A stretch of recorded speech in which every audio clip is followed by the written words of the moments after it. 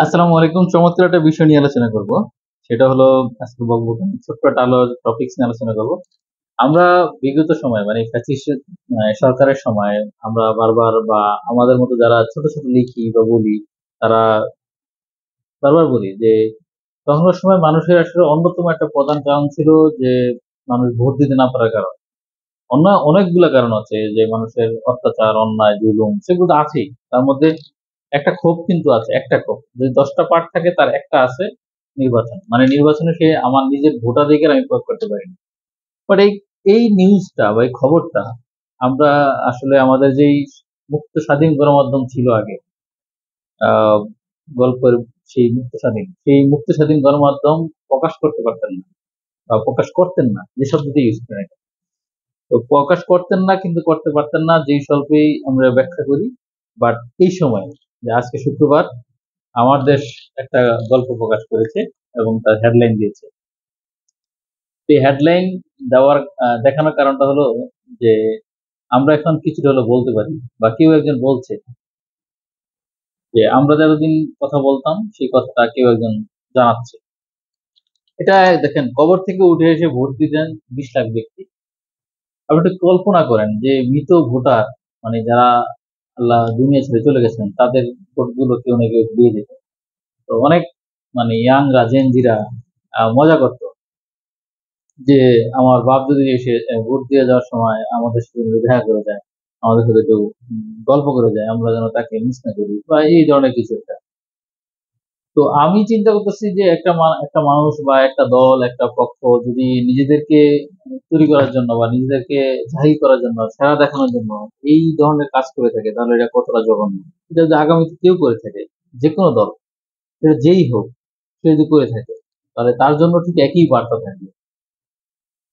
আমরা এখন অনেকেই বলি যে মিস্টার রহিম দল আসলে আগামীতে এই হতে পারে। আবার বিকল্প করিম আসলে সে একই গল্প করবে, তারা আরো বেশি খারাপ। হ্যাঁ? তো বা জলিলরা আসলে সে একই করবে।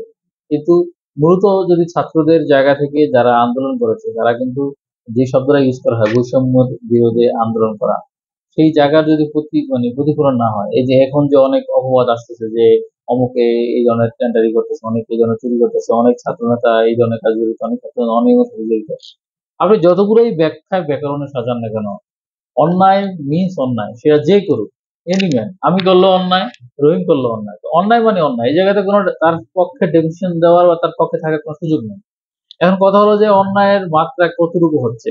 কারণ আমরা তখনই ফিল্ডে নামি যখন অন্যায়ের মাত্রা একদম সহ্য সীমার বাইরে হয়। তার আগ পর্যন্ত আমরা বাঙালিরা সহ্য করি। দেখি দেখি না কি করে। এই দেখি না কি করতে করতে কিন্তু গত ১৫ বছর শেষ হলো। যে হয়তোবা উনি ভালো হয়ে যাবেন, হয়তোবা উনি আমাদের জন্য কথা কাজ করবেন, হয়তোবা উনি এটা করবেন। দেখেন মানে এখানে লিখেছেন তারা ৩ টা ভুয়া নির্বাচন করেছেন। আমি মানে একদম সামনে থেকে ২ টাও নির্বাচন তো মানে ভোট দেওয়ার জন্য গিয়েছিলাম। আমি নিজেই। আমি ভোট দিতে পারিনি। অনেকক্ষণ দাঁড়িয়েছিলাম। আমার বন্ধু-বান্ধব অনেকে এসে আমাকে নিয়ে গেছেন যে, "তোকে ভোট দিতে হবে না, চলে আয়।" তো আমি বললাম যে, "আমার ভোট তো আমাকে দিতে হবে।" এক পর্যায়ে এগুলো নিয়ে আমার ইউনিয়নে তর্ক-বিতর্ক হয়েছে। কেন আমি ভোট দিতে গেছি। তা আমার ভোটটা যদি আমি না দিতে আমি ধরেন আপনাকে আমি ভোটটা দিলাম। যে ওইখানে দাঁড়াইছে রহিম আর করিম। তো একজনকে তো আমি ভোটটা দিতে হবে আমাকে। তা আমি আমার ভোটটা দিতাম, রহিমকে দিতাম বা করিমকে দিতাম। তাতেও আমাকে দিতে দেওয়া হয়নি। এটা তো আমার জন্য কষ্টই।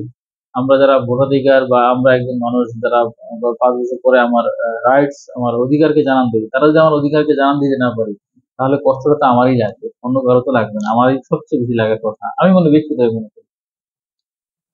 তো সেক্ষেত্রে তো অবশ্যই আমাদের কষ্ট আছে। আমরা নিশ্চয়ই চাই। আমি এই জায়গায় মানে যদি নাম উল্লেখ করি একটা দল বারবার নির্বাচন চাচ্ছে, অবশ্যই আমরা নির্বাচন চাই। নির্বাচন চাওয়া ছাড়া শব্দটা এটাই গণতান্ত্রিক যেই রাষ্ট্র, গণতান্ত্রিক যে রাষ্ট্রের যেই অন্যতম জায়গা সেটা হলো নির্বাচন। নির্বাচনের মাধ্যমেই গণতান্ত্রিক রাষ্ট্র কাঠামো তৈরি হয়। এখানে দ্বিমত করার কোনো অবকাশ নেই। কিন্তু কথা হলো যে গণতান্ত্রিক রাষ্ট্র করার আরো অনেকগুলো উইংস আছে, আরো অনেকগুলো পক্ষ আছে। আমাদের সেই পক্ষগুলোকে উইংস গুলোকে কাজ করাতে হবে। এখন প্রশ্ন হলো যে কাজ করানোর ক্ষেত্রে কেউ পক্ষপাতিত্ব করলো কি করলো না। এখন পক্ষপাতিত্ব করলে তার বিরুদ্ধে অবশ্যই আন্দোলন করবেন, তার বিরুদ্ধে অবশ্যই কথা বলবেন। কিন্তু আমরা যদি শুধু একটা টপিকস এর উপর বলি, যেমন আমার এই জায়গায় যদি আমার অনেকগুলো কালার দেখা যায়, আমার এই জামাটাতে এই একটা কালার, এই একটা কালার, এই একটা কালার, আমার এখানে কালো কালার, এখানে আরেকটা কালার। এখন আমি যদি শুধু আমার ঘড়ির কালোটা নিয়েই বারবার কথা বলি যে ঘড়িটা কালো, ঘড়িটা কালো, ঘড়িটা কালো, ঘড়িটা বিদেশি, ঘড়িটা বিদেশি, ঘড়িটা বিদেশি, এটা ইম্পোর্ট করছি, এটার দাম এত, এটার দাম এত।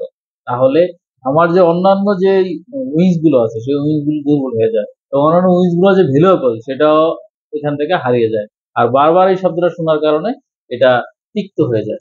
ঠিক যেমন মুক্তিযুদ্ধ আমাদের শ্রদ্ধার পাত্র, সেই জায়গায় যদি আমরা বারবার মুক্তিযুদ্ধ মুক্তিযুদ্ধ বলি তাহলে যে ঘৃণিত বা ঘৃণিত না শব্দটা মানে আহ, বেশি হয়ে যাওয়ার বা তিত হয়ে যাওয়ার মতো অবস্থা হয়। আবার যদি এখন আমরা যে সারাদিন খালি জুলাই আন্দোলন জুলাই আন্দোলন জুলাই আন্দোলন করে থাকি তাহলে সেটাও একদম তিত হয়ে যাবে। তো আমাদেরকে আমাদের জায়গা জাস্ট মানে নির্বাচন করতে হবে যে আমরা আসলে কি করবো, সম্মান আসলে কোন জায়গা থেকে করবো। হ্যাঁ, সম্মান করার জন্য যে যে জায়গাগুলো করা দরকার সেগুলো আমরা খুব দ্রুত একত্রিত ভাবে করে ফেলবো। আমরা জানি ক্ষমতা একটা ফ্যাক্টর প্রত্যেকটা রাজনৈতিক দলের কারণে, কিন্তু ক্ষমতা সবাই পাবেন আজ না হয় কাল যদি আপনি ঠিকভাবে কাজ করেন। কিন্তু আপনি যদি মনে করেন যে আপনি ক্ষমতার জন্যই রাজনীতি করেন তাহলে আসলে মানুষ আধুনিকরণের যে সমাজ যে তরুণ তারা আসলে এই জায়গাগুলোকে এভাবে দেখে না। তারা যেভাবে দেখে প্রত্যেকটা রাজনৈতিক দলের উচিত তাদের মতো করে চিন্তা করা। তাহলে হয়তো অনেক কিছু সমাধান সম্ভব। দেখেন, একটা কথা মনে রাখবেন, আপনি আপনার রাজনৈতিক কেরিয়ারে যত টাকা আয় করেন না কেন, রাজনীতি করে অনিয়ম করবেন কি জন্য? টাকা আয়ের জন্যই তো, আর তো কোনো কারণ নেই। তো টাকা যত আয় করেন না কেন, সেই টাকা যদি আপনি ভোগ না করতে পারেন, সেটা যদি আপনি সঠিকভাবে আপনার সন্তান ছেলে সন্তান যদি সঠিকভাবে থাকতে না পারে, বাঁচতে না পারে, আপনার সম্মান অর্জন না হয়, তাহলে আপনার যে আসলে ইহ জীবনের এই যে এত কিছু করা সবকিছুই আসলে বৃথা হয়ে যায়।